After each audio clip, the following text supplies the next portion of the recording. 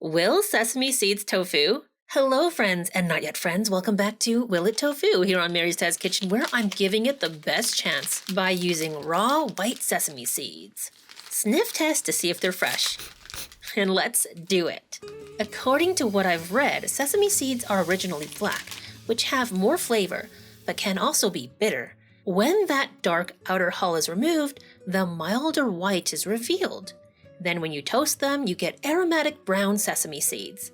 From our experience in this series, roasted ingredients haven't done well going through the traditional tofu making process. You know, the one meant for soybeans that we've repurposed for our own curiosity that made creamy, cheesecake-like pistachio fu last week, at least cheesecake-like in texture. It tastes like salad dressing. The method didn't quite work on pintos, kidney, or white beans at all, even with 2 separate attempts, but it did go well on fava beans, a variety of peas, lentils, and chickpeas. Seeds have been really successful 2 out of 3 times. I'll put quinoa in a separate category as a pseudograin which had mixed results that probably warrants further investigation. But today's investigation focuses on these innocent-looking sesame seeds locked in a watery jail overnight. I'm using a sprouting lid to drain the jar. Trying to keep things neat and tidy is a bit of a challenge when these sesames just want to stick everywhere. We started with a pound, or 454 grams, of dry seeds, and now they've soaked up enough water to weigh 839 grams. That 385 milliliters of water will have softened the sesame, making it prime to blend with double their volume of water to make sesame milk. I hope. Only make sure that lid is on tight because the sesames want to escape.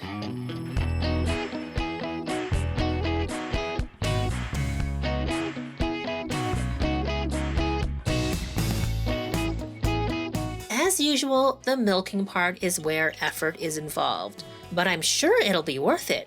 Doesn't sesame milk just sound delicious? Even if it doesn't successfully tofu.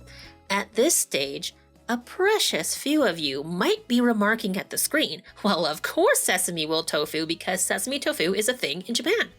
It's called goma tofu, which I'm pronouncing incorrectly. The name, however, is because it looks like tofu, not because it's made like tofu. In contrast, Will It Tofu is all about applying the traditional method of making tofu, perhaps with 1 or 2 additional tweaks, to make high-protein, low-carb tofu that can replace tofu in recipes.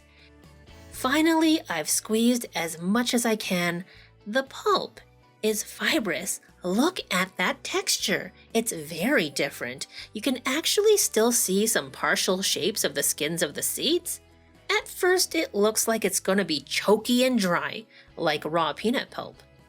However, the mouthfeel is not. There's fattiness clinging to the pulp that's helping it go down with a mild sesame flavor.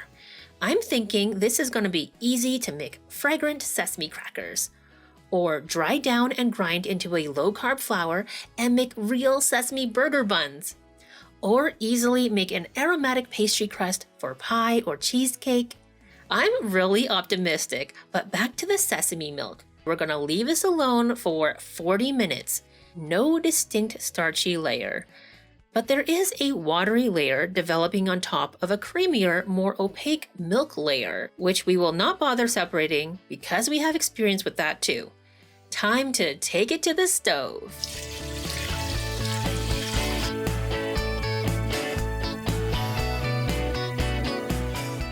Oh, extremely bitter. Oh my god, it's so bitter. But not so bad as the lupini calamity of yesteryear. It has like a herbal quality to it. I'm hoping that the bitterness might cook off. Or at least, once the milk is coagulated, if it will coagulate, the bitterness will stay in the way and maybe the curds won't be bitter? Cross your fingers, my friends.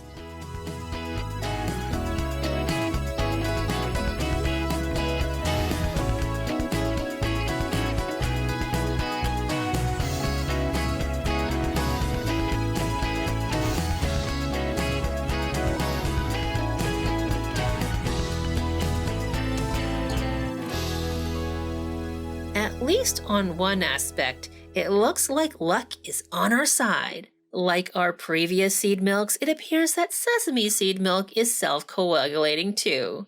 Nice looking curds. Soft, sure, but clumpy. More clumpy than last time's pistachio curds, and that's a good sign. The whey is still milky looking, so I'm gonna let this boil for a few minutes more. Okay, now I'm just so curious I can't wait. Where do we stand on bitterness? Fresh sesame curd taste test.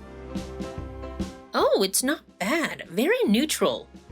At first, yeah, there is a bitter finish. Not so strong though. Did it cook off, or is it in the whey?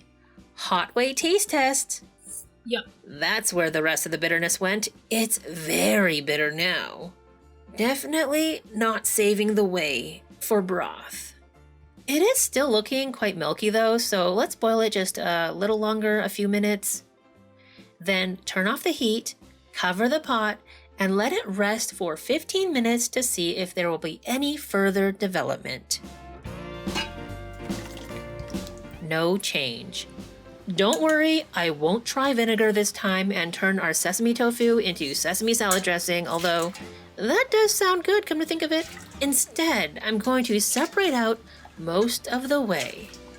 So this next step will be easier to handle. Using my trusty reusable cheesecloth, let's pour the curds in. Then transfer to my favorite tofu press.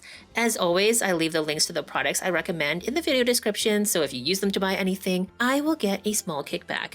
It never costs you anything extra, but it helps to support my experiments, so I really appreciate if you do. I will keep this overnight in the fridge to fully chill, so you can find out if sesame will tofu in 3, 2, 1.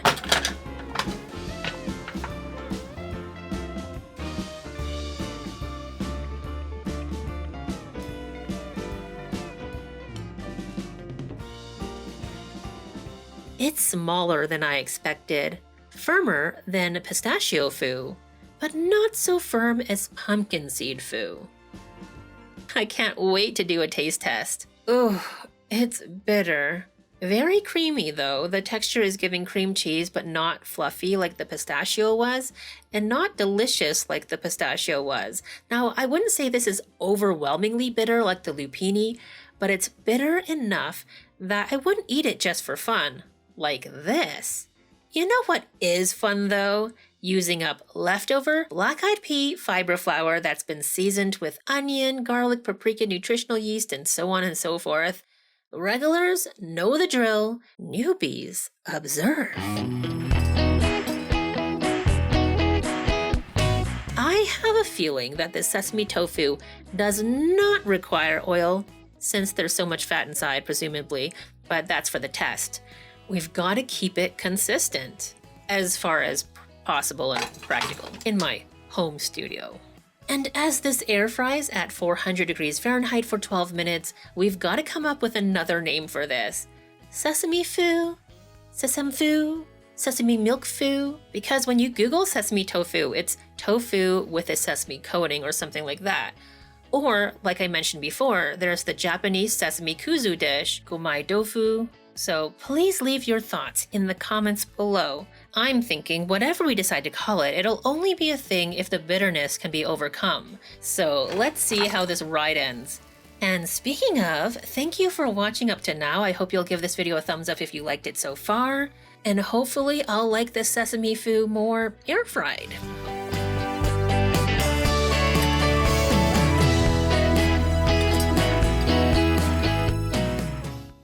I can't tell which one was oil. I think this row is with oil, without, and with. Not sure. I'm sure we'll figure it out. Let's go with this one plain.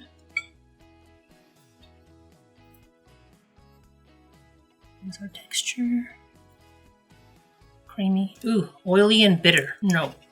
So I don't see how this one would be better. But let's... Texture is the same. It's very similar. Sesame seeds are so full of oil in the first place. It really made no difference whether I added oil on the outside or not. All right, let's go for this one. See if the seasoning helped to mask the bitterness at all. You can see there's some airy pockets. That's interesting. Wow, the seasoning easily covers the bitterness. That's surprising because it is so distinctly bitter. I wasn't expecting that, but look at the texture difference. That's actually pretty good. With the seasoning, the interior actually tastes quite neutral. I don't really even taste the bitterness. And then I think this one is with oil.